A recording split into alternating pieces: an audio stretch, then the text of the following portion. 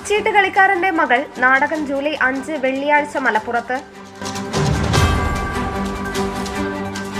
ബഷീർ ദിനത്തോടനുബന്ധിച്ച് Indian youth charitable trust സംഘടിപ്പിക്കുന്ന ബഷീർ ദിന അനുസ്മരണത്തോടനുബന്ധിച്ച് വൈക്കം മുഹമ്മദ് ബഷീറിന്റെ പ്രശസ്ത കൃതിയായ മുച്ചീട്ട് കളിക്കാരന്റെ മകൾ നാടകം അവതരണം മലപ്പുറത്ത് നടക്കും.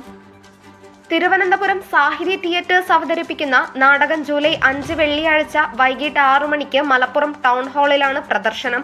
ഹേമന്ത് കുമാർ രചനയും രാജേഷ് ഇരുളം സംവിധാനവും നിർവഹിച്ച നാടകം നിർമ്മിച്ചത് CR മഹേഷ് MLA ആണ്.